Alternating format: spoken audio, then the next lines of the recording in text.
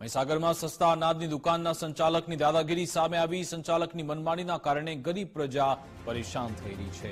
સંચાલક અનાજ ઓછું આપતા હોવાનું ગ્રાહકોનું રટણ છે। બે મહિનાનું અનાજ ન આપતા હોવાની પણ ગ્રાહકોએ ફરિયાદ કરી। એક જાગૃત નાગરિકે ફરિયાદ કરતા સંચાલકે ઉડાવ જવાબ આપ્યો હતો। 1 કિલો અનાજ ઓછું આપતા હોવાની પણ સંચાલકે કબૂલાત કરી। સરકારમાંથી જ ઓછું અનાજ આવતું હોવાનું રટણ કરી રહ્યો છે સંચાલક। સર્વર ડાઉન હોવાને કારણે પણ લોકો ધર્મના ધક્કા ખાય છે।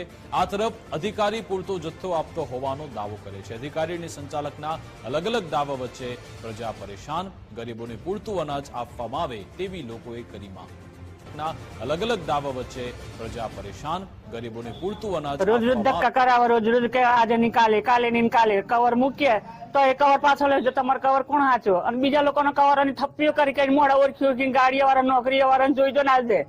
અમારા વિધવા બયાના ધક્કા કરાવે, આજે નિકાલે કાલે નિકાલે। તો અમે રોજ રોજ કઈ રીતના આવીએ સાહેબ? ચાલતો આટલા દૂરથી આવવાનું, અમારે કોઈ લેવા ના આવે, કોઈ મિલવા ના આવે, અમારે કોઈ કશું સાધન ના મળે અહીંથી, કઈ રીતના અમે જઈએ ના આવીએ? કેટલું અનાજ મળતું હોય છે? અનાજ તો સાહેબ 10 કિલો ચોખા આપે છે અને 14 કિલો ઘઉં આલે।